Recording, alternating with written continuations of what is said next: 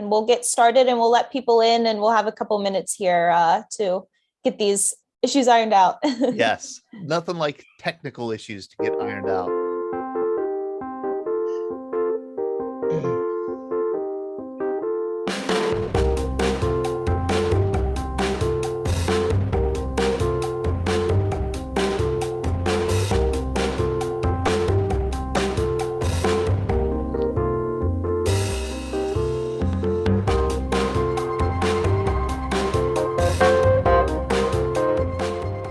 Good evening, everyone. Welcome. It's good to see some familiar faces and some new faces out there.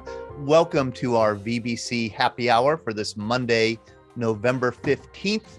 My name is Todd DiPastino. I'm the director of the Veterans Breakfast Club, and the VBC happy hour is our flagship online program. This is the program where we really showcase remarkable stories and remarkable veterans from across the country and across the world. And tonight we're going to be talking about a man whose Army career spanned 22 years and 3 different wars and ended on December 11th, 1965 with a Viet Cong sniper. Lieutenant Gordon Lippman was 41 years old, and he was one of the most decorated Army veterans of the 20th century. And with us tonight is his son, Mike Lippman, who is struggling to get his microphone connected on Zoom. And we also have Gordon Lippman's cousin, Rob Lofthouse, who has written a book with David Smale about a biography of Gordon Lippman's life called Honor Through Sacrifice. And we're going to get to that story in a little bit, right after a few brief announcements. I hope everybody's recovered from Bedathon. It took me a couple days, I have to say. I ain't as young as I used to be. Sean, how long did it take for you to recover? It was almost just like getting up with Avi. So I was kind of like, wow, I'm actually kind of energized right now. It was odd. That's right. When you have a small baby, no big deal. But yeah, exactly. Snippets of sleep. How about you, Ellie? How long did it take? Took me maybe 2 days, but I can blame that on having the overnight shift. But that was also so much fun. So it was so much fun. Oh my gosh, was it fun? Way more fun than I thought it was going to be. Hey, Sean, we have through this, all the Veterans Day week, you did record a scuttlebutt and it was released today. Tell us what you talked about. Sure. We had Krista Anderson join me. She is working with AER, the Army Emergency Relief, and they are connecting with the NMFA, which is the National Military Family Association. And what they're doing is providing funds for military. Sorry if that's loud. My cat's deciding to climb the wall right now. Which cat, Magellan or Magellan, the other one? It's Magoo. Always Magellan. Magellan is always the one who wreaks havoc. He can't help himself. What we used to say when we were kids is he got a wild itch up his butt and he's deciding he's climbing the treadmill right now. Anyway, Krista came onto the scuttlebutt to chat about her work with the AER and helping military families. Now, Krista is also a Gold Star wife. Her husband, Michael Simpson, was killed in action in 2013. He was a Green Beret. So we chat a bit about him and his service. We honor him. And we talk a bit about how she was able to come through her trauma and how she sort of shifted her life to helping out military families and filling, she's full of quotes, filling up everybody's life binder is what she called it. I loved that. It was a great conversation. She's so engaging and so interesting. And I hope everybody jumps over. Ellie put that link into the chat, jumps over onto YouTube and gives her a listen because she also said, hey, I'd love to come back and co-host with you on Scuttlebutt. So you may be seeing more of her if you've been a Scuttlebutt fan for a while. Excellent. And you can go to veteransbreakfastclub.org/scuttlebutt and get the link to the YouTube version of the podcast. And I also want to let people know that we're going to be we have a special program coming up a week from tonight with Canadian Vietnam veterans. I like to say that most people know that 30,000 Americans fled the United States to Canada to evade or escape the draft during the Vietnam War. But I never knew that about 30,000 Canadians came south across the border, specifically to join the military, specifically to serve in Vietnam. And they have a strong association in Canada called the Canadian Vietnam Veterans Association, are great friend, Mr. Scott Masters, the best history teacher in Canada, connected me with them. And we're going to have a bunch of Canadian Vietnam veterans on a week from tonight.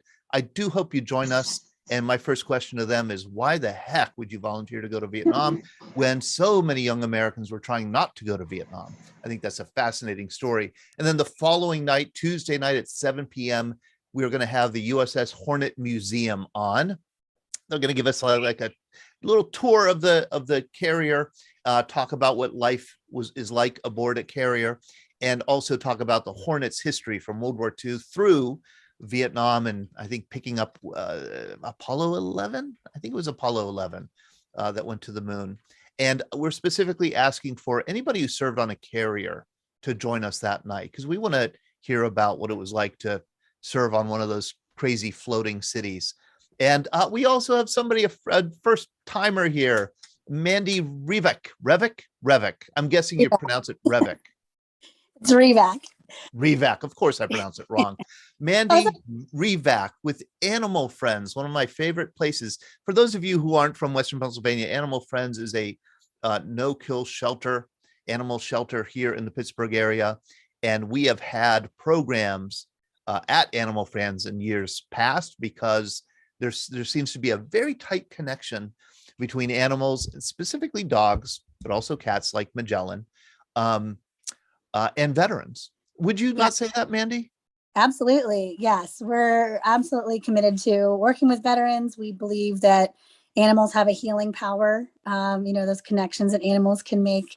And we were actually founded originally in 1943 as a place for young men going off to World War II, for them to leave their pets. And we worked to find them homes and cared for the pets for those soldiers shipping out to World War II. So ever since our original founding, we've been completely committed to veterans. And so that has taken many different forms over the years. And we are just now this week launching a new comprehensive veterans program. So I'm really excited to be able to share that with you. Tell us a little bit about the veterans program you're launching. So we've always offered completely underwritten adoptions for veterans. So completely free, come in, we'll help you find a pet, and it's completely no charge. But what we're doing now is we are working to underwrite and subsidize all of the life care of those pets as well. So whether you adopted from Animal Friends or not, if you need food services, we have a chow wagon food bank that you could come, and we'll make sure that your pet is fully fed, and for as long as you need that service. If you need spay and neuter services, we're offering discounts on our already discounted wellness clinic, and spay and neuter services, vaccine clinics, behavior consultation, training. So we're offering, discounts on some of our trainings, but then if you need even additional training, whether maybe you can't come to our facility for a class, we'll help match you with a trainer to come to your home, or, a little bit more intensive training. We had somebody we were working with over the fall that wanted to keep their pet in their home. It was having some trouble with them being reactive to other dogs. And so we had a trainer coming out, once a week for 5 weeks and making that happen, making sure those behavior consultations happen, and we cover those costs for them. And if you want to find out more about the program, you can go to thinkingoutsidethecage.org. That's thinkingoutsidethecage.org, and you will see the Animal Friends for Veterans program listed in the menu. Mandy, do you want to put your contact information in the chat here? And we can transfer it over to the social media side, to Facebook and YouTube, in case people want to get in touch with you. Fabulous. Absolutely. I'll do that right now. Very good. And if you ever want to do a program on animals and veterans, let me know. We're animal lovers here at the Veterans Breakfast Club. Thanks so much. All right. Yeah. All right. Thank you. Thank you very much, Mandy. And I see Scott Masters. I want to thank you. That was a wonderful program with Canadian World War II veterans. Thank you, Mr. Masters. Fantastic. And Jim Roberts, how are you? You're like a celebrity now. I'm surprised you're still talking to us. I'm going to ask you to unmute. Norm Wien. Hey, Norm. Good to see you. I haven't seen you in a while. So, Jim, you Yes. are like a celebrity. No, I can't go there. I can't. Well, No. you know what? Sometimes you don't have a choice. It's No, not you going, it's you getting dragged there. That was it. Manuel did it, not me. Right. You're responsible for this, so not me. Yes. Your organization got this started. I will take a little bit of responsibility for this, and Take a lot. proudly so. I am going to share my screen so everybody knows what we're talking about here. We are talking about this Washington Post article that came out last week for Veterans Day. You can see 2 mystery photos in the 50-year search for the donut dollies of the Vietnam War. And this is a story that was in the Washington Post about Jim and about these 2 pictures that Jim took in 1971 of this woman and another woman that you'll see when I scroll down. This is Jim Rice, correct? Right. He was the team captain. He was team leader. I was assistant team leader. You know, he has from reading the comments, he has a strong female fan following. Well, the guy in the lower right-hand corner had the toughest job of all. He had to escort these people around. So, and the other picture is down here. There we go. And these are 2 donut dollies who came to visit Dong Zhuai in 1971. well, they didn't really come to visit. They were on their way, I think, to a major American installation called Phuc Bin. That's with a B, not a V. And as best as I can remember, we got a call from their helicopter requesting smoke. And then I think when we talked to them, may have been on the radio, the helicopter had a warning come on the panel, and they decided they didn't want to continue with the women because they were afraid if they went down, they'd kill them. So they looked for the closest place to set them down, and that was us. And then they flew back south to get either a new chopper or get their bird fixed. So we had this totally unexpected visit by these 2 women. And there were only 4 or 5 of us in camp, and there were not enough donut dollies in Vietnam to send them out to visit with 4 or 5 people. They were going to the large troop concentrations. And so they were only there for not They were there long. long enough to take a tour and talk with us and have lunch. And my memory is the chopper showed up shortly after lunch and they took off. And what's significant about their visit? I mean, you barely met them. That's something that's always been in the back of my mind. You know, you and I started looking at this when the Vietnam retrospective was held at Heinz Center, and you invited the ARCOA, the American Red Cross Overseas Association, the Dollies group, to come do a storytelling session. And they presented the pictures there. And I just always wanted to say 2 words to them. Thank you. Because, you know, there were a lot of thankful, glad moments in Vietnam, but they were usually, you know, after something was over with and you found out you were okay, or you finished a phone call with your wife or something like that. But they were kind of expected, planned for. They weren't totally random and just happening. And this was just an ordinary day. We were lucky to be in camp, and they just dropped in. You know, they just turned a perfectly ordinary, dull, dreary, worrisome day into 3 or 4 hours of just really delight. And the beauty of it is the Vietnamese language is tonal. It's a single syllable or monosyllabic language. And so you get a lot of kind of speaking. And these women's voices were so different. You know, they were just beautiful because it was just melodic to listen to them speak. I don't remember what was said, you know, as far as that's concerned, but I just remember we just sort of sit there and listen while they talk. So there weren't many good surprises in Vietnam, in other words. The morning after an attack, you look around and see you've got a few scratches on people. No one has to be medevaced out. You felt glad about that. Yeah. You know, but there was usually a negative connotation to feeling good. Right. And so it was good to have them visit, and you've always wanted to find them and say thank you. And this article might end up connecting you to one. It's fascinating to read the comments. Well, the woman they mentioned in the comments was named Karen Reeder. Yeah. They contacted her and she's too young. That's not it. Okay. So they are investigating different spellings of the name because the spelling might have been wrong. And so my understanding is they've been searching marriage record. The other problem is when women get married, they disappear. Yeah. Because they change their last name. That's right. You know, and I advised my wife when we got married not to change her name, and she did. Right. And she now wishes she hadn't, because it's a mess with Social Security and everything else. Right. So Ellie, if you get married, don't change your name. Right. My wife didn't. Don't even hyphenate it, because your kids have 4 hyphens in their name. But basically, they're checking government files and things like that, seeing if they can find someone of the appropriate age with a similar spelling. So I haven't heard anything back yet. But I'm sorry. we'll find it. I'm sorry to step on you there, but I encourage people to read the article. I put the link in the chat here on the Zoom side. And I also encourage them to scroll down and if they can, read some of the comments. There are almost now 400 comments to this article. Some of them are awful, I have to say. Yes. Awful. Like they're debating the Vietnam War. This is a beautiful article. You don't need to debate the Vietnam War in this thing. But anyhow, that's my little soapbox. But so many of them are by veterans who say, wow, I totally forgot about the donut dollies. Wow, does this bring back memories? God bless Jim Roberts. Thank you for your service, Jim Roberts. Yeah. Well, interesting. My cousin's husband. The story showed up on his news feed, his Google news feed, and he just happened to read in Donut Dollies. And then he saw my name, and he said, "Wow, I think I know this guy." But what he said was that on his flight to Vietnam, he got called up to the front of the crew compartment where the women were, because one of the women recognized his name because it was a very common name in the Alabama town she grew up in, and his father was from Alabama. Well, turned out they weren't related or anyway. But he said, as he was reading the article, he hadn't thought about that woman for 50 years.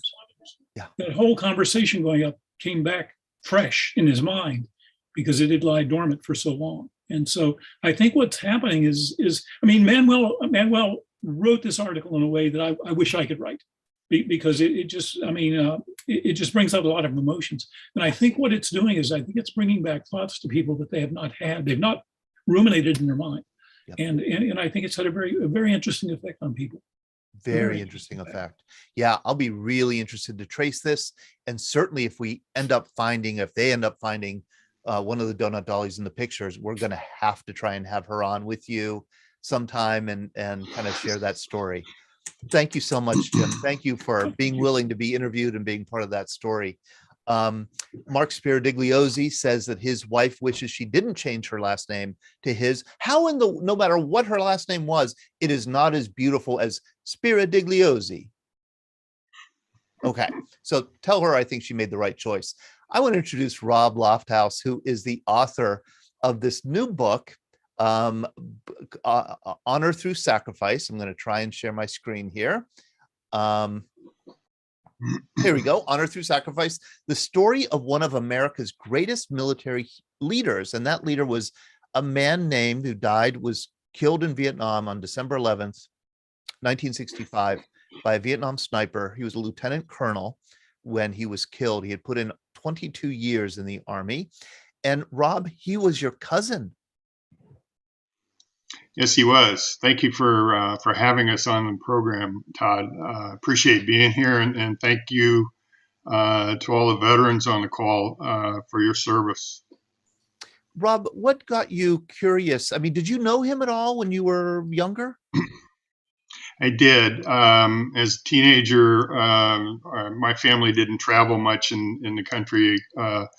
My father never took vacation, so we never got a chance to travel around. But we did have the occasion to meet Gordon just before he shipped off to Vietnam, and I was very impressed with him. Of course, being short myself, he was very tall and very impressive.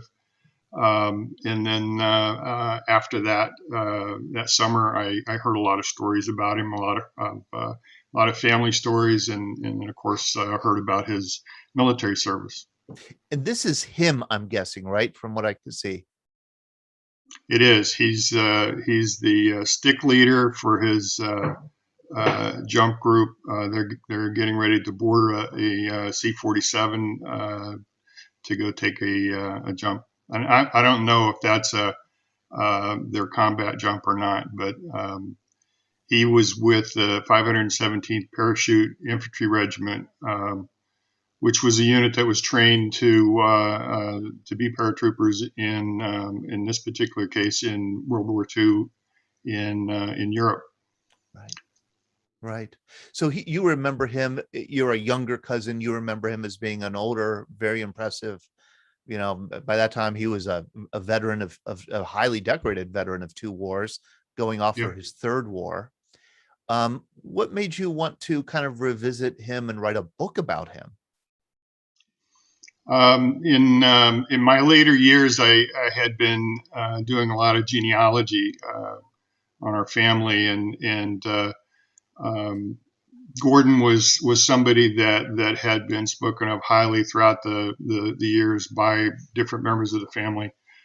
So as I did my genealogy research, I started thinking in terms of writing a book about family members, and originally it was going to be just a family story, but as I learned more about Gordon Lippman and realized what he had accomplished throughout his life, I decided that this had to be much bigger than just a family story, and had to be something that we could share with other people. Yeah, and that's it. And you made the right choice. You really did. I mean, what you chose to do is something far more difficult, but he is a worthy subject of an extended treatment for a larger popular audience, because he's so highly decorated, 3 wars. And I'm very grateful that you made that choice. And Ellie, if you wouldn't mind finding Honor Through Sacrifice, a link to Honor Through Sacrifice, and putting it here in the Zoom chat, and we could transfer it so that people could order the book if they'd like. We have Gordon Lippman's son, Mike, here with us. Hi, Mike. How are you? Fine, thank you. I think I got the audio figured out. Can you hear me? Hallelujah. I hear you loud and clear. Thank you, Mike. So, Mike, how old were you when your father was killed? I was about 9 years old. Oh, God, Mike. Yeah. I can imagine you remember that day that your family learned of his death. Yeah, it was like yesterday. Well, what I remember is we were already in bed, and a priest came in our room, and he went to the closet. He came in and turned the closet light on, and he said, "Boys, get up. You have a crisis on your hands." So, Mom needed us up. So, and I understand that, but it's like waking up into a nightmare, really. You What think the hell kind of, I mean, I'm sorry to interrupt you, Mike, but I don't know what the proper thing to do in that situation is, but I don't think that's the proper thing to do. Well, I still feel that way. I've never really been disappointed with clergy in my life. I really respect all clergy, but evidently it's not something that could have waited till in the morning. I personally probably would have handled it differently, but yeah, when you're just not prepared for something like that when you come out of a deep sleep. Oh, yeah. So that's how it was broken to us. But yeah, time's a healer. So irregardless, he's my hero. Yeah, I'm sure he is. Regardless, over time, you look back and you think about all the wonderful times. Let me ask you one more question before we go through his military career. Your mother, sometimes I've heard in these kind of Gold Star family situations that the spouse of those who are killed don't even like to talk about him again. Did your mother keep his memory alive in your family and in you? Did your mother? Did his wife? Well, now it's not something that was a frequent topic. I do remember a discussion we had at Thanksgiving one time at the dinner table during Thanksgiving. And I think it was kind of a reliever for her, because we 3 kids reassured her that someday she would see him again. And I think that was really, I think that touched her. But it was, yeah, as far as she was concerned, looking at pictures or discussing that it was always painful for her. Yeah. So we never really brought it. It was never really a discussion that was brought up very frequently. Yeah. Did you learn a lot through Rob's research? Oh, absolutely. Yeah. Learned quite a bit. And I must have. He helped me do a lot of it. Well, yeah, we were team players. I just say we were team players in that. And he came up with a lot of things that I wasn't aware of. And of course, I sent quite a bit to him. So we worked hand in hand on it. So it was a team effort. Right. Well, let's start a little bit at the beginning. This is Gordon Lippman. This has to be right before he left for Vietnam, I'm guessing. Yep. Yeah. Okay. Yeah, because he looks Yeah. mature here, and he's clearly been through war. But these are high school pictures of him. Tell me a little bit about where he grew up and what he was like. So he was born in Zap, North Dakota. I think Zap has a population of about 12 people even today. But small town guy, grew up in the high plains of South Dakota. These pictures were taken in Lemon, South Dakota. And that's actually his junior picture. He left school as a junior and eventually joined the Army at the age of 18 in 1943. And he didn't graduate from high school until a year or two after the war was over. So during his time in combat and going through Camp Toccoa and learning how to be a soldier, he was recognized for his leadership qualities and his posture, his poise, and as he got engaged in the different battles that he was involved in, he was recognized for his bravery and courage as well. So this is a picture of Gordon with his sister. Marlis was somebody who really kept his memory and his legacy alive throughout the years, and did a good job of getting some visibility for him in the state of South Dakota, and making people aware of just what kind of a sacrifice he made throughout his life. The 517th Parachute Infantry Regiment served in Italy. Is that where he first saw combat? Was it Sicily? No, it was, they landed in Naples. Their troop ship landed in Naples. The 517th went through boot camp and the entire war together. They trained as a unit. They ate and slept as a unit. They went out into town as a unit, and they went to war as a unit.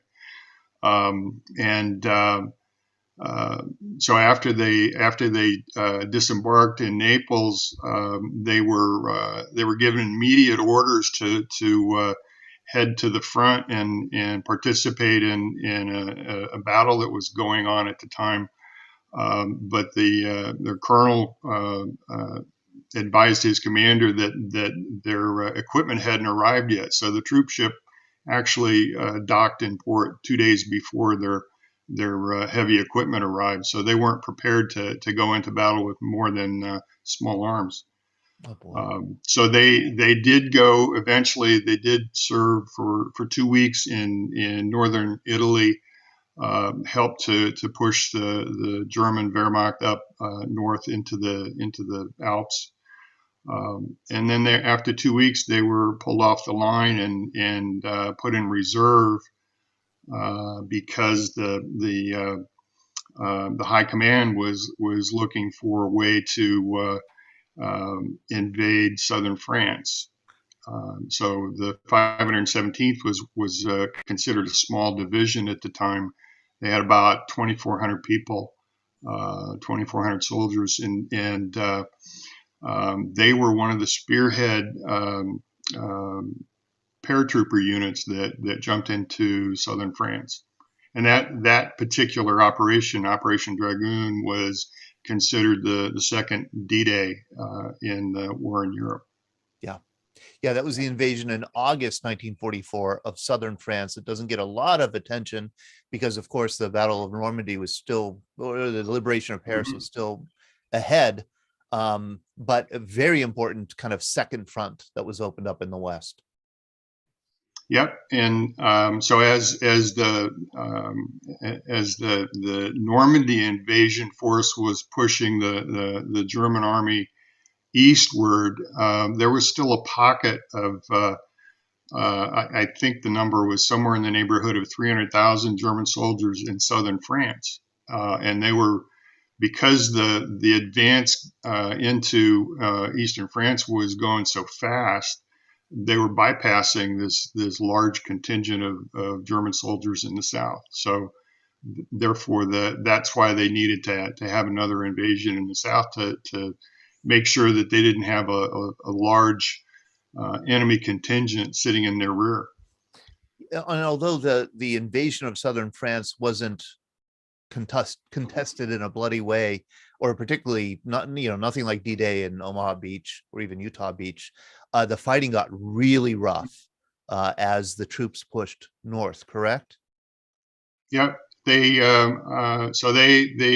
jumped into southern France on August the 15th, early morning hours, and a large number of the troops landed anywhere from 20 to 30 miles away from their drop zones.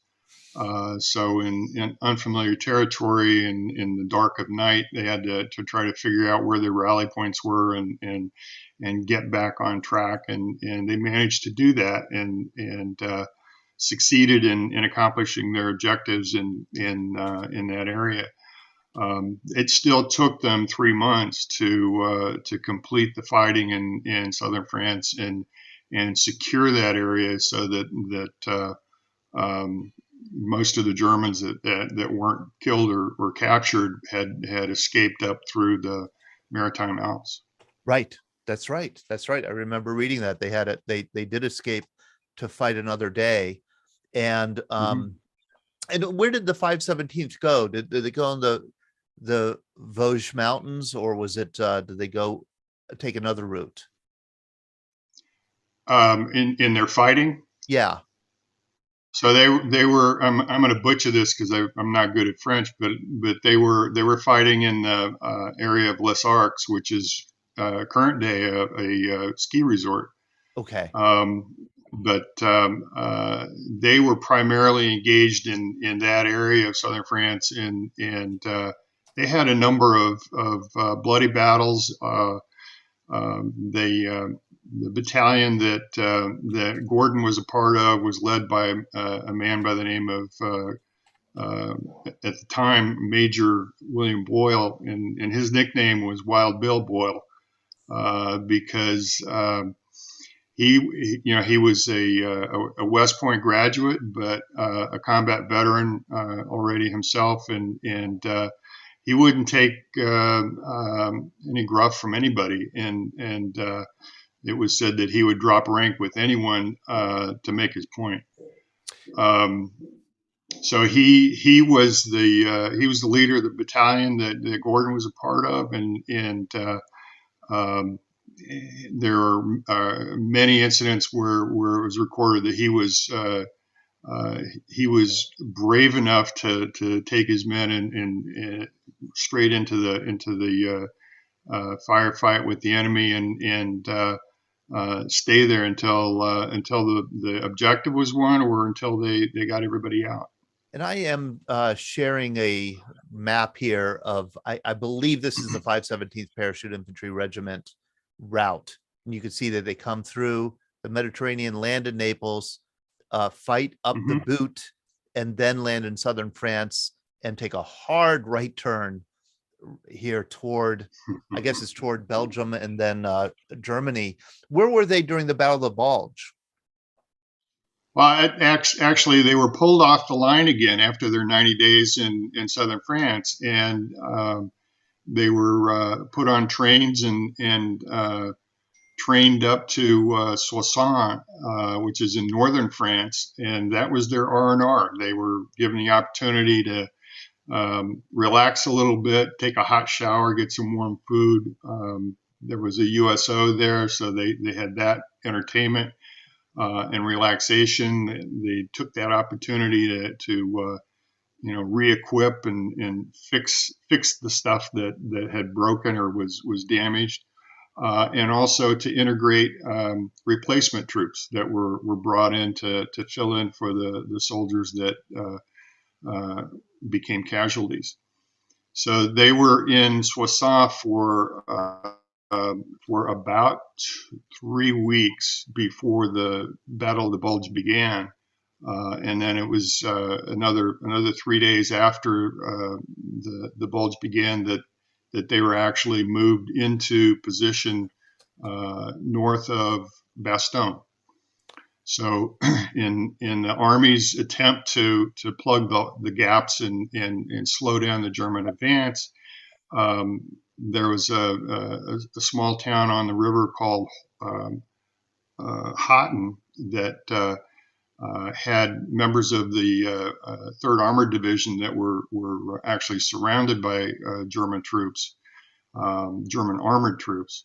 And so the 517th was assigned to go rescue those guys.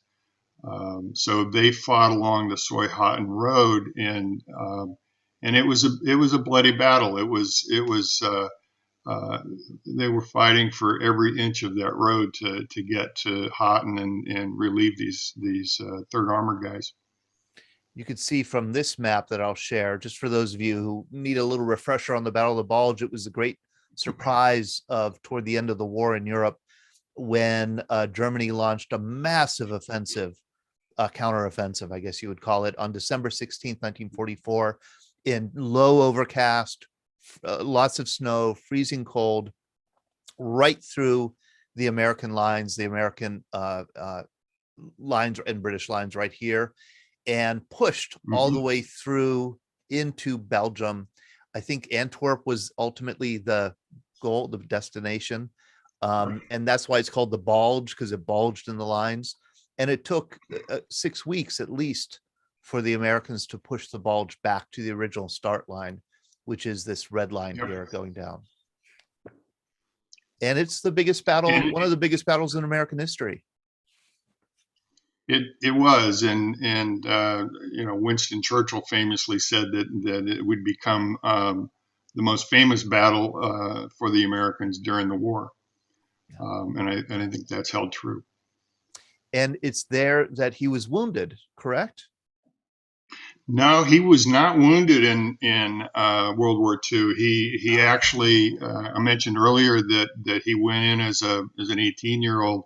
He got his first battlefield commission as a 19-year-old, and he was prior to that he was a platoon sergeant leading a machine gun platoon. So there are a couple of reasons why you get a battlefield commission, right? You would either your commander is incapacitated or has been pulled to go someplace else, and there's nobody else. So he showed his courage and his bravery to be able to get that call. So at the age of 19, he's leading grown men into the mouth of the German army during the Battle of the Bulge, and he escaped injury, although close to 84% of the troops in the 517th were eventually incapacitated, so either killed or wounded. So they had a very high casualty rate, and how he and other men in that unit went through that kind of battle without being wounded is beyond me. I don't know, because there had to be bullets flying everywhere. Right. From small arms as well as from large equipment. Colonel Boyle, the gentleman I mentioned earlier, was actually wounded when as he got his Distinguished Service Cross award. He was wounded in both arms by a machine pistol. He was standing up against some German troops, and they cut him down, and he refused to leave the field. And it took another soldier to basically pick him up and carry him off the field. So I mean, just incredible bravery and courage from all of those guys. And he did cross. I served I served in the Marine Corps, but I was never in combat. And just to read through these stories and try to imagine what they had to deal with and what kind of decisions they had to make, to protect their own lives, but also to watch out for their fellow soldiers is just incredibly amazing. Rob, I didn't know that you served in the Marine Corps. Yep. 4 years in the Marine Corps. Why? Why? Yeah. I always like to ask Marines why. I was a foolish 19-year-old. I got impressed by a very buff-looking recruiter with his dress blues on, and that just sold me in. Then I went to boot camp and began to learn reality. Yeah, I'm sure. But Rob, but go ahead. Go ahead. No, I was in the Marine Corps during Vietnam, but my orders sent me in a different direction. So I spent my overseas tour on a boat. So you were a fleet Marine or Yep. Okay. Yeah. Well, when you get out of boot camp, you're in the fleet. And now I'm guessing our Navy veterans on tonight will say you were not on a boat. You were on a ship. And you're saying boat just to anger them. That's right. That's right. Well, they'll our Navy friends will appreciate this. I spent my overseas tour on the USS Forrestal. Oh, wow. which has a story of its own. It sure does. You weren't gone in 1967, were you? Nope. I actually got on the boat or the ship after it came out of dry dock. Boy, oh boy. But Rob, like, all joking aside, in all the publicity about the book, I didn't read that you were a Marine, and I think that is important information, because even if you are modest about your service, I still think that having gone through that training, having served in uniform in 4 years, gives you a very strong idea of the kind of commitment that Gordon Lippman made to the military, and what that commitment means. And it's one reason why, looking back on his career and his service, that I'm so impressed with him. There's a phrase in the book that I come back to over and over again, and it's where does America get such gallant men? And that's the question. And I keep bringing that up because and everybody that's on this call that has been in combat knows this. It's not easy to go back into combat once you've been there and you've seen it and you've experienced it. But to see somebody do it over and over and over again, and at the age of 42, he went back into combat. Just amazing, incredibly impressive to see somebody with that kind of commitment to this country.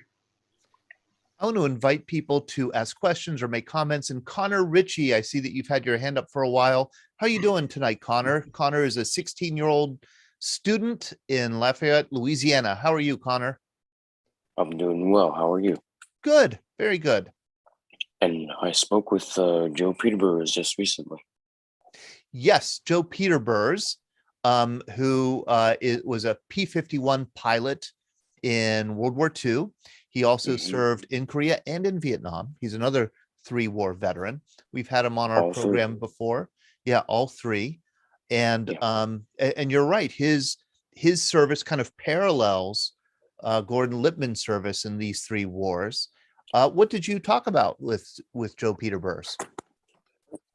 Sorry about that, but yeah, I spoke to him for quite a while. He's 100 years old, by the way, correct? He's 90, almost 97. Okay, 97. Yeah. Okay. Yeah.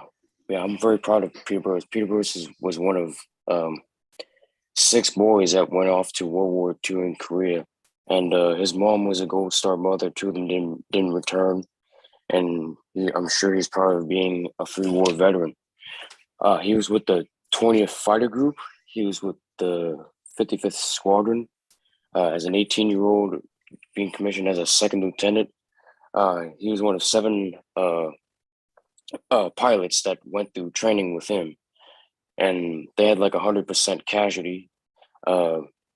He was one of 3 that were captured, and then the other 4 were killed instantly. And so he comes from a military family. 5 of his brothers were in. His dad was in. His dad had been in the military since 1906 to 1920s.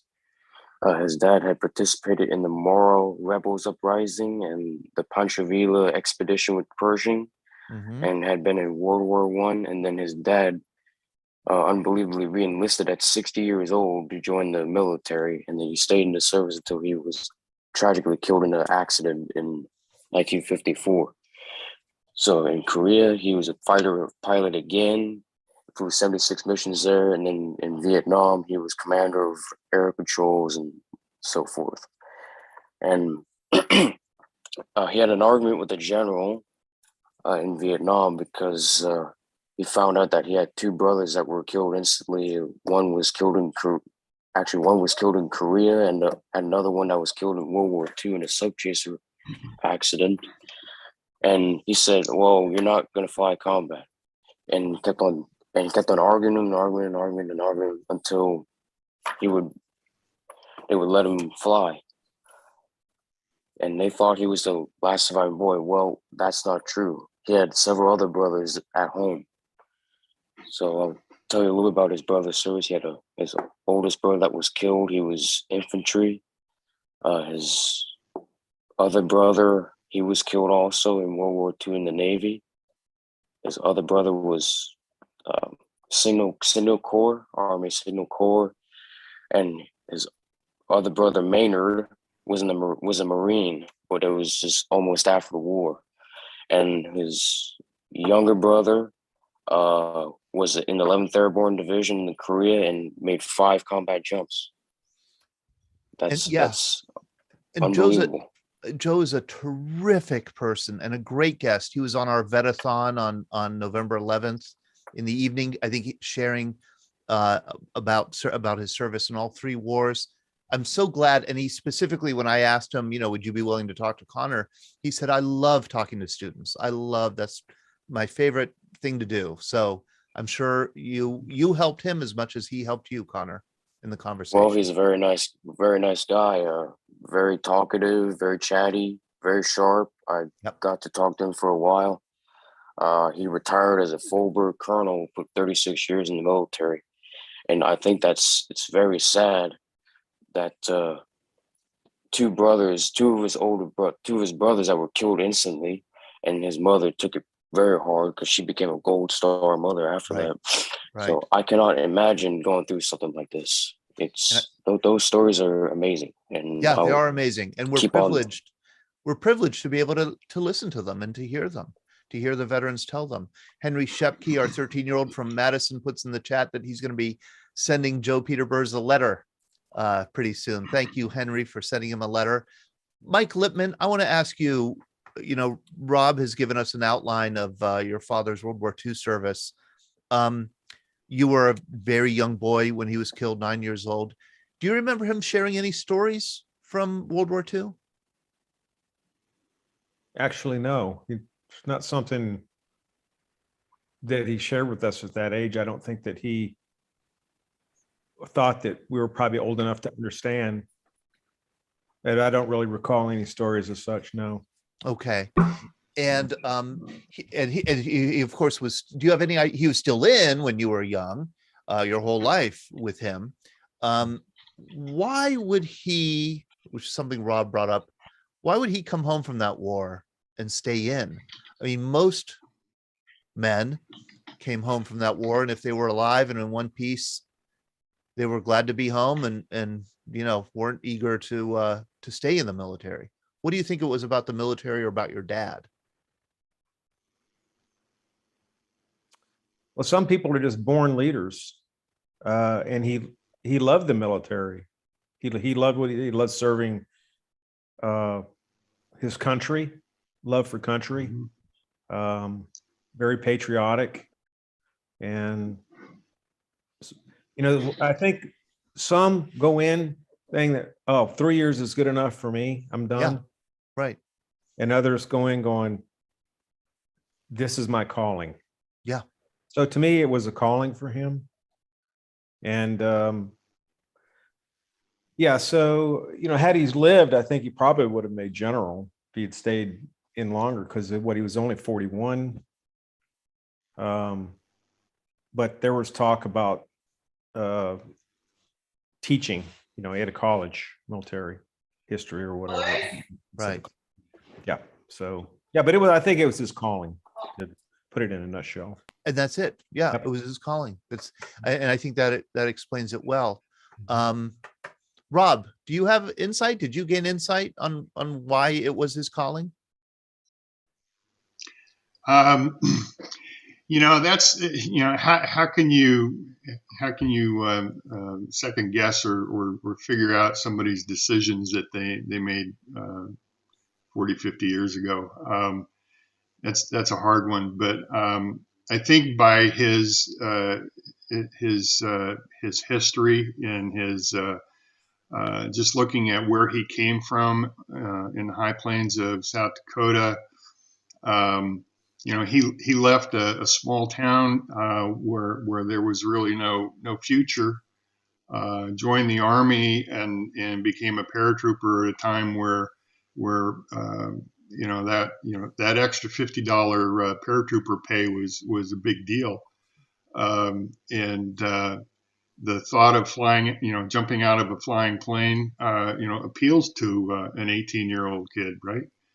But why he stayed in and why he kept going back to do what he did, I think he was committed to making the Army a career and committed to serving his country. He's one of those guys that said, we did it because it was our duty. There's no question about that, and you got to admire somebody like that. He puts himself at risk, certainly, I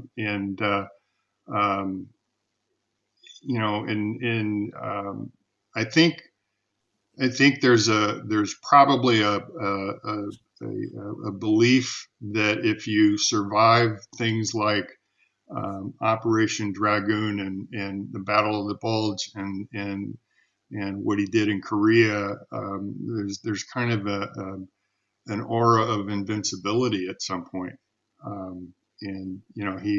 He won his Distinguished Service Cross in Korea and ended up getting wounded twice there. So he certainly had tasted combat a number of times, and so making up his mind and making the decision to go back into combat again, I think he just felt like it was his duty.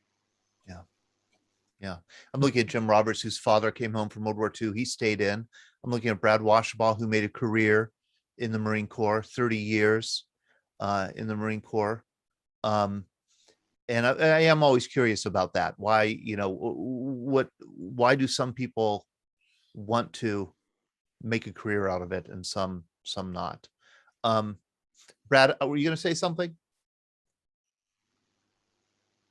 I think you're right. It is a calling. I mean, you feel that everything fits and you belong and you have the goals and the aspirations where everything fits, and you're just kind of, it's in your DNA to serve, to be part of something greater than yourself.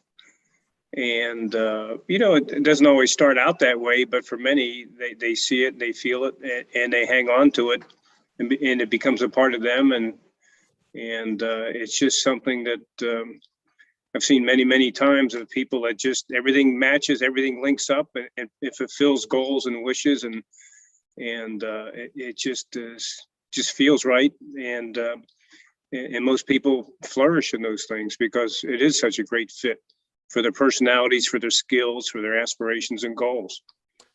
Yeah, Ben Wright. I mean, you weren't going to stay in when you joined the Air Force, correct? In 1969, you didn't plan a career, did you? Oh no, I went in, went to pilot training, figured I'd serve the commitment for pilot training, which was some extra. But I got in it, and kind of like what Brad describes, you know, you became part of the unit, part of the mission, and wanted to continue. It was a good life, and the Air Force treated me well, even though it was very demanding and what they expected of you. But there was that whole part of being the mission and staying with it, and it was stability and income, and stability in a lot of other things, even though there was a lot of uncertainty about, well, what's next? But that was all part of it. And I wonder, I've heard veterans say, and Rob, I'm not a veteran. I don't know if you know that, and neither is Sean, and neither is Ellie, the three staff members of the Veterans Breakfast Club. None of us is a veteran. And so we're always asking these kind of questions. And I've heard veterans say many times at our events over 13 years with the Veterans Breakfast Club that their service was the most important thing they ever did in their lives. And I wonder, I still remember things that I learned that I did when I was in the Marine Corps. And you know, I did 4 years and got out, and to myself I said, that's it. I've done my service. I'm going to get on with my life. But there are still things that I recall from my training and from my Marine Corps days that stick with me today. There's a discipline that I have today that I didn't have before I went into the Marine Corps. There's a perseverance that I have that I learned as a Marine and has stuck with me. So yeah, there's a lot to be said about you know, doing your service, putting in time and learning some structure and some discipline that you maybe might not have had prior to your service, and some of that sticks with you through your life. I'm sure you called upon that discipline and perseverance as you were finishing the book, writing the book, which is a very tough thing to do. But I'm sure you did it. I mean, I'm sure you called upon that discipline to get the job done. I made up my mind when I talked to Mike about doing this. I wanted to make sure that the family was going to be okay with me putting this story out there. And once I got that assurance, I sat down and committed myself to 1 hour a day every morning, either writing a little bit or researching something. And it took me 6 months to put the final draft together. How about that? So yeah, I couldn't have done that without, you know, committing myself to getting up at 5 o'clock in the morning and going through that process. Tell us about Gordon Lippman's service in Korea. He entered Korea, was it as a captain? Nope, he was a first lieutenant at the time. Korean War had already been going on for several months. And he was stationed, I believe, in Fort Benning, Georgia. And when he was called up to go over and join his unit, there was a serious call for officers with combat experience, because the Army was caught by surprise. The U.S. was caught by surprise in this whole Korean thing, and so the U.S. Army was ill prepared to fight another war so soon. And Gordon got to Korea shortly after the UN contingent started battling its way out of the southern tip of Korea. You know, and unless you study the Korean War, this isn't really readily apparent, but the North Korean Army almost extinguished the UN troops and the South Korean troops, had them pushed down into the very tip of South Korea. And it was only after General MacArthur's surprise landing at Incheon, where he cut off the supply routes for the North Koreans, that the UN contingent was able to push their way back up. So in that process, during that time, Gordon was assigned to the 24th Infantry Regiment, and he basically met his platoon that he was assigned to in a battle. They didn't get a chance to meet each other and get to know each other, behind the lines. They met each other on the front line. So it's a heck of a way to get to know the guys that are going to be covering your back. But he was promoted to company commander shortly after he arrived there. I think he was in country for a little over a month, maybe close to 2 months before he was promoted to company CO, and from that time on, he was recognized as an important leader within that regiment. I'm sharing my screen April, here. This was in. I'm sorry. I just want to let people know I'm sharing a screen of, I hope it's animated on your end. It's animated on my end. It's a GIF or a GIF of a map of Korea, of the Korean Peninsula, over the course of the Korean War. The red representing the North Korean Chinese forces, communist forces, the green representing the US and UN forces. And you can see, just as Rob said, that in the early months of the Korean War, the North Koreans almost pushed South Korea into the sea. And really the only thing, that saved the whole peninsula was that little green part that you see right there, Pusan, and the UN and American forces had to battle back. Turns out they battled them all the way back to the Yalu River up here in the north, and then the Chinese get into the war, and the war settles for a 2-year slugfest along the 38th parallel. So sorry to talk over which is right where it started. Which is right where it started. Right.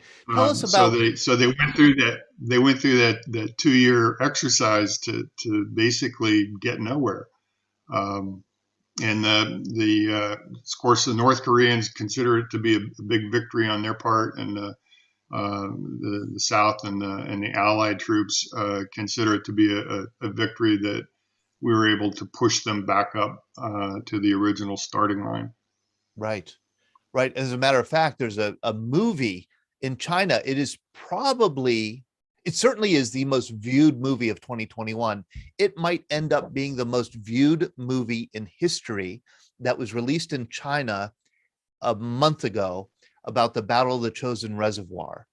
And it's told with a very strong, as you can imagine, pro-Chinese perspective. Mm-hmm. I don't know if anybody has seen it here.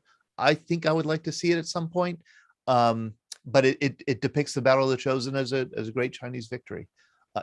And the Korean War is a great Chinese victory. Mm-hmm. If you want to watch, they were. Sorry. No, you go ahead. So it was an exciting time for him. I'm sure he had the challenge of being a white officer leading a black company.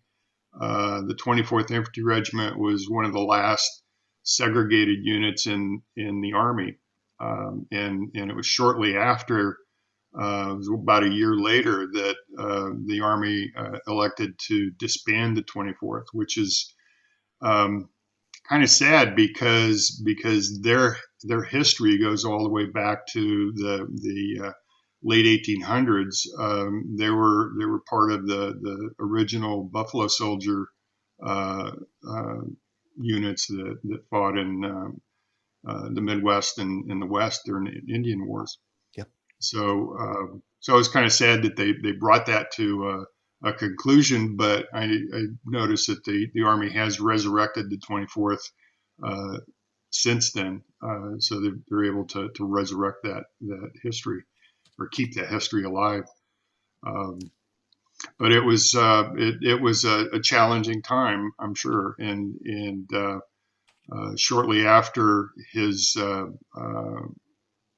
appointment to be the company commander, he was wounded in an engagement where they were crossing the Hantan River, and that's where he earned his Distinguished Service Cross.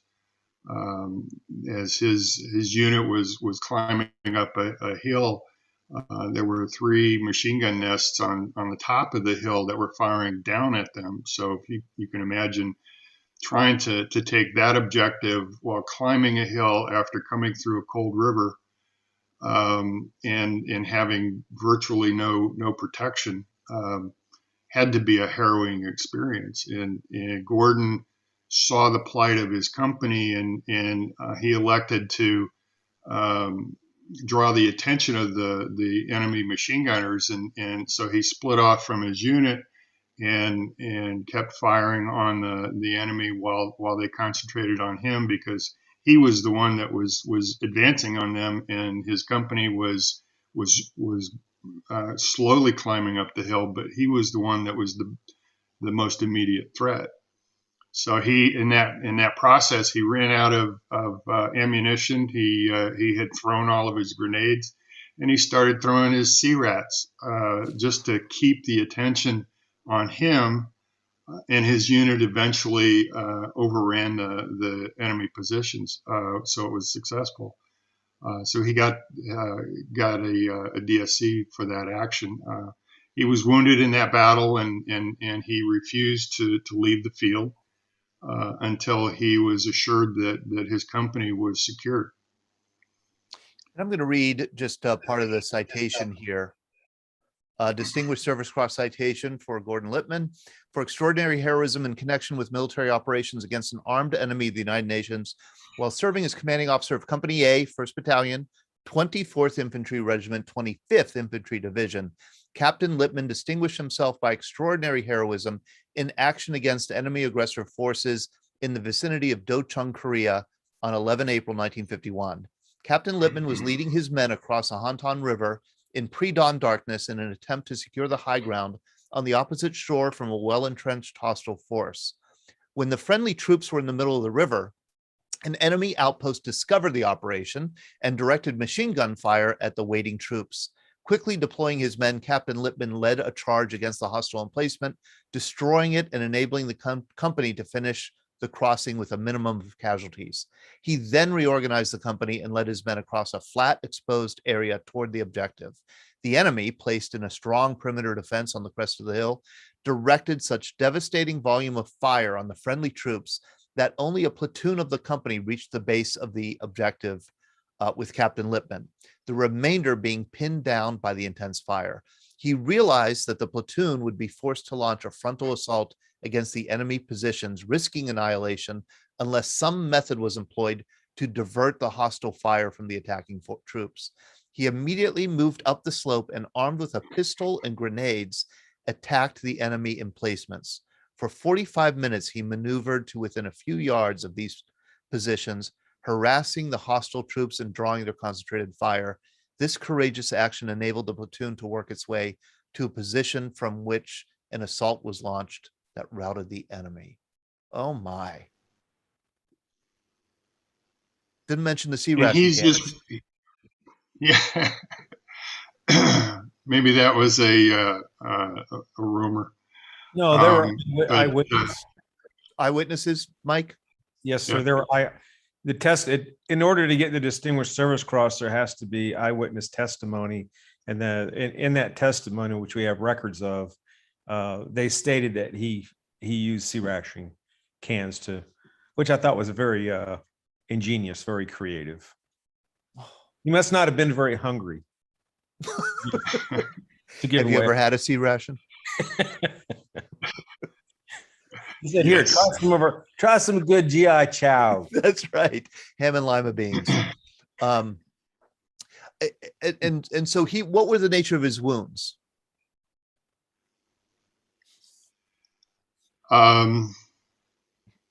I don't really have a good answer for that. I know that he had sustained 2 Purple Hearts in Korea.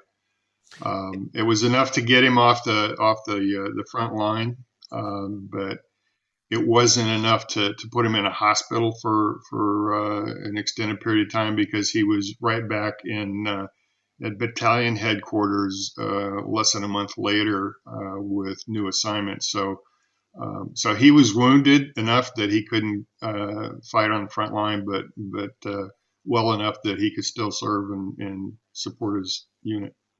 And I should also let people know that he had already received by this time a Silver Star for heroism in November 1950. So this comes on top of the Silver Star. I'll ask you again, Mike, did he ever talk about war with you, whether it was Korea? He didn't talk about World War II. Did he talk about Korea with you? There was not any conversation about his activities in war. I mean, the only thing we played war, but it was a different kind of, it was the fun kind where nobody gets hurt. Right. No, sir. There was no conversation about that.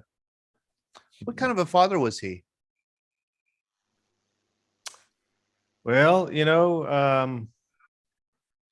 for this short 6 years that we had together, it was all quality time. He spent a lot of time at work, commuting back and forth to the Pentagon and so on and so forth. But he always found time to do things for us: build the tree house, put up badminton sets, get us a trampoline. Our needs, our needs as kids were taken care of. Plus, it wasn't just the stuff. It wasn't all about the stuff. I think what bonded me was certain things that he did, I don't want to spoil the book, but there were certain things that he did to solidify, to galvanize my relationship with him as a stepfather. The connection that I had with him was very loving, so to be carried at. Mike, tell them the story about the lake incident. Yeah, and by the way, I'm a big believer that you can't spoil a book. Even right. That okay. If you hear a good story, you want to read it also. All right. Okay, the lake story. Well, my grandfather on my mother's side was caretaker of the Twin Lakes in Council Grove, Kansas, where we spent a lot of time during the summer. And we happened to be at the lake one summer, swimming, rafting. It's where it just was a short walk from the lake house where they lived. And so we were out rafting on blow up rafts. And so when Dad was sitting in the pavilion there was a boat dock. It held maybe 6, at that time it was 6, maybe 8 boats. But it's where we fished and we dove off of it. So he was on the pavilion reading a book, keeping an eye on us. And I was floating on my raft, and I was on my back, and I dozed off. And the next thing I know, I was waking up underwater. My brother, the Joker, had floated over without me knowing it, and my raft was wet, so it slid out from under me very easily. He just grabbed a hold of it and jerked. And of course, I went underwater. So I came up splashing and screaming. And of course, Dad thought I was probably drowning. All I know is he was running like he was running Curry. And down the boat dock, he came, and I'm screaming, "Oh, I'm okay." But he dove in with his wallet, his watch, his clothes, everything. Yeah. So, we were done swimming for the day, but, just the fact that he would, very lovingly, I guess you could say, try to save me because he thought I was drowning. It was galvanized. Was that especially important because he was your stepfather? Did that make did that solidify that he was your father? Exactly. Yeah. Yep. Yeah, that that's just something that you realize the importance of their love for you. To just didn't matter what the situation is, Right. they're all in to make sure that you're safe. Yeah. And just the fact that Dad's sitting on the thing reading, but keeping an eye on us, making sure that we're safe. That's what taught me. That's what is good parenting. That's what parents do. They watch after their kids. It's love. Yeah. Yeah, That's what love. parents do. Yep. Mm-hmm. Why did he choose to go to Vietnam? And I'm assuming he chose. He chose to go to Vietnam because the brigade commander knew him in Korea, and I believe even World War II, that they had served together. And he asked Dad to come and be his executive officer. Okay. Because he knew what he had the qualifications, and he knew that he would probably be the best choice out there. Right. So his name was Colonel William Broadbeck, was the brigade commander, the colonel, and so Dad was his executive officer. So he came based on the fact that he was personal request from Colonel Broadbeck. I found this photo on the internet, Mike. Are you in this photo? Of course, yeah. If you're looking at it, I'm on the left there. Okay, that's you. That's your dad. And this is a toy bazooka. I hope it's a toy. Yeah, that's a toy bazooka. Like I said, we played Army. Yeah, right. The fun Army where nobody gets hurt. Yeah, and then of course my sister Laura there in the middle. Right. And Lucille, my mom. That's Vienna, right? Vienna, Virginia. And so he ships over to Vietnam in the summer of 1965. So I think the first brigade went over about July or August of 65, right? Mm-hmm. And that's significant to know the date, because the U.S. just started ramping up their combat operations in March of that year. Yeah, the combat offensive. So the first infantry. So the Big Red One was one of the first large combat units to go in country. Correct. Yeah. Marines were given a combat offensive go ahead in March, and then the Army starts coming in late July, and oh boy, the draft notices are going out, and 50,000 a month, and so there's a really big buildup that fall of 1965 in a big way. You have the Battle of the Ia Drang in November, and then Gordon Lippman ends up where is it? Is it Lake Key? Lake Key. Lake Key. If you give me another turn in a moment, I'd like to speak about that Iron Triangle, a little bit about that too. Please do. Yeah, please do. And while you talk, I'll try and pull up a picture of the Iron Triangle. Yeah, that was an area of about 60 square miles, and it had earned its name and reputation, long before U.S. forces arrived in Vietnam.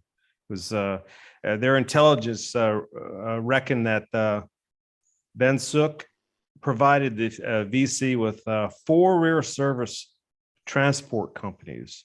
And ever since World War II, the Triangle had been a refuge for anti-government forces. So by 65, the area was the HQ of the VC Military Region 4, and it was a staging post for assaults on Saigon. So it was literally a human anthill riddled with tunnels and bunkers. Right. And Rob and I had talked about that, whether or not they actually knew where they set up brigade headquarters. The 3rd Brigade set up headquarters right smack dab in the center of that. And whether or not they knew all that or not is kind of unknown. Yeah. But I'm sure they found out later. They found out later. Yeah. They found out, and here's a low res map of the area. This would be west of Saigon, an area called the Iron Triangle, which was really under Viet Cong control. I mean, they had political power there. They were collecting taxes. They had schools. They had, I mean, it was Viet Cong held territory. And I bet we have people on this program who served near there, or certainly remember it. I'll pull up another. Let's see, another image. They relocated over 6,000 inhabitants of Ben Suk because they were regarded as VC sympathizers. Yeah, and boy, you could go online and find great footage of that relocation. It is fascinating. I mean, they're relocating oxen, water buffalo, whole families, carts on Chinook helicopters, and moving them out and bulldozing the whole place. Here's another map of the Iron Triangle right here. And it turned out that this whole place was undermined with these tunnels, the Cu Chi tunnels. And they stretched almost from the western suburbs of Saigon to almost the border of Cambodia. And you could theoretically, travel 100 miles in these tunnels. And there were many different levels. And the Americans didn't know they were there. Not until, I think, late 1966, where they discovered. I think when Gordon Lippman was there, that was still unknown. There were these strange things that would happen on bases. Things would be stolen, things would be out of place, men would be killed, helicopters would be sabotaged, and nobody knew where the infiltrators were coming from, how they were getting in, how they were getting out. And it turns out they were getting in and out through tunnels.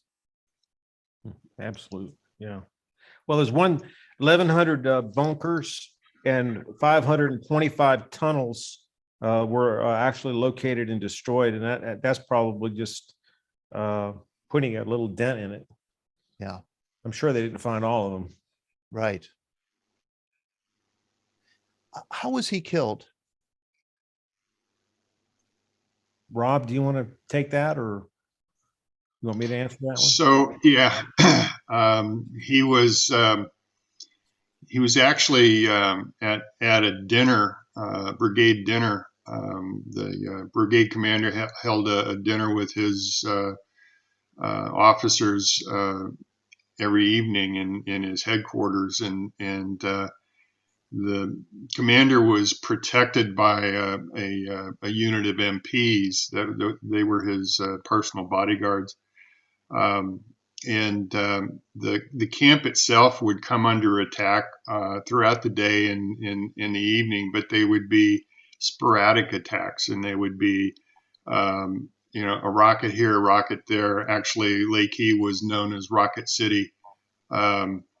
That was a sign on the gate as you came into the compound. And they recorded that there was something like 75, as many as 75 rocket hits a day in that camp. But they were having dinner in the commander's headquarters, and there was a firefight going on outside, and it tended to go on a little bit longer than normal. So Colonel Lippman said that he excused himself from dinner. He said he was going to go out and check on the boys. And it was shortly after he left the building that somebody had hollered that he had been hit. So it was it was very quick, and they put him on a helicopter that just happened to be at the base overnight. And normally that particular helicopter would not stay there. It would go back to Saigon. But that night it stayed there for some other reason. So they were able to load him on the helicopter and fly him into Saigon, into a hospital area. And Mike and I have talked about this as well. There was an incident that occurred about a week before that Gordon was involved in, where he was flying on a little bubble helicopter, the kind you see in MASH where they're carrying the wounded. So it was a little bubble helicopter that had a couple of large machine guns mounted on it. And they were alerted to some Viet Cong that were on Highway 13, not too far from the camp, in an area where one of the regiments had a big bloody battle just a week before. So the helicopter pilot and Gordon decided to take the chopper and go have a look and see if the Viet Cong were coming back in. And as they came through the trees, they found these Viet Cong were acting as toll agents. They were exacting taxes from people to be able to pass. Right. I think somebody said that they were extracting as much as a year's wages for these peasants to be able to get by that checkpoint and continue on down the highway. So they flew the helicopter in quite by surprise and managed to take out the Viet Cong, and they were in and out of there in literally seconds. And all they lost was the bubble on the helicopter. Neither one of them got injured. But they were able to come back with that intelligence, and they were able to take out the Viet Cong that were there. So it was an impromptu mission, and as the executive officer of the brigade, it was kind of surprising, I think, that he would jump on that. But that's the kind of guy he was. He wanted to go investigate and see what was happening in the area, and I suspect that there might have been some revenge involved in the action that happened the week later. Interesting. Right. I think he might have had a contract put out on him, possibly.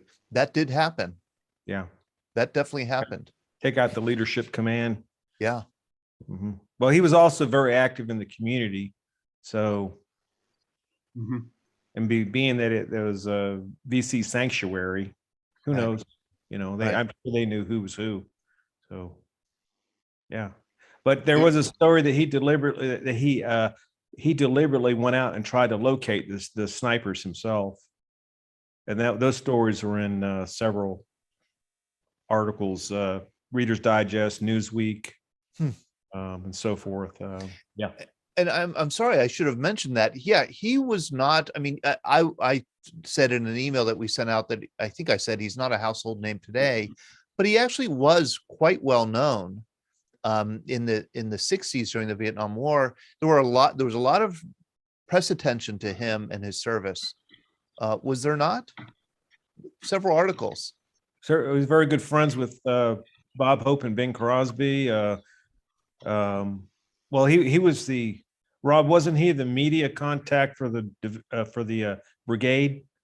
Yeah, they were the month that he was killed. There was a USO show that was being planned for Christmas time in that area, and Gordon was the coordinator from the brigade side. And he had known Bing Crosby and Bob Hope before, and I think his first time he saw them, one of them in a USO show was actually in Georgia before they ever left the U.S. to go to Europe during World War II. So he had some previous experience with them, and there were some personal letters exchanged as well. So it was kind of bittersweet. But yeah, they rerouted that USO show as a result of the action that occurred that night. I want to ask in the few moments we have left if anybody has questions here for Mike or Rob, something I may have overlooked, not asked, you were curious about, you wanted to know, or a comment. Sue Watson, I do want to also invite you to announce your open house that you have coming up on Friday. If you want to get back to, there you are, Sue. Hi, how are you? Let me share the information about your open house that you have coming up, and you can talk about it a little bit if you'd like. Oh, somehow I just lost you. So I would love everyone to come. It is open to the public. We're veterans helping veterans in Homestead. Our doors are open 3 days a week right now, offering coffee, camaraderie, connection to veteran service organizations, and then we follow up with continued care. So we're opening our doors on Friday just so everybody can really see where we are and who we are and what we do, and hope to have you come back. So, and this is in Homestead, near Pittsburgh, 210 East 7th Avenue in Homestead, and you get camaraderie, coffee, connection, care. That's good. They all begin with C, but also light breakfast or lunch. Yep. Okay. Yeah. So right across from the municipal building, and it's a place that, you know, when it's sort of VBC 3 days a week. Right. You know, without it's not a big crowd that's usually there. It's a quiet space for people to just come hang out. But, you know, whatever you need, from solar panels to your DD214, that's what we're there for, to help you figure out how to get that stuff. So. Excellent. And that's Friday, November 19th from 9:30 a.m. to 2 p.m. in Homestead. Drop by. Thank you. Thank you, Sue. And thank you, Rob. And thank you, Mike. And David, we didn't get to hear from David, your co-author, Rob, but I know he dropped off earlier in the program. Thank you so much for sharing this information. Good luck with the book. If nobody has any questions. It's an honor to have you as a host. Thank you. Thank you, Mike. You're very kind. Thank you. And stay in touch. Let us know. I know that the book is doing extremely well on Amazon. I don't know how you pulled that off. And and let it's us a good know. story. That's it. I think it's a good. That's it. It's a good story and an inspiring one. And thank you for bringing it to our attention. Thank you for having us. All right. Take care, everybody. And I hope to see you all a week from tonight. We'll be with Canadian veterans of the Vietnam War. All right.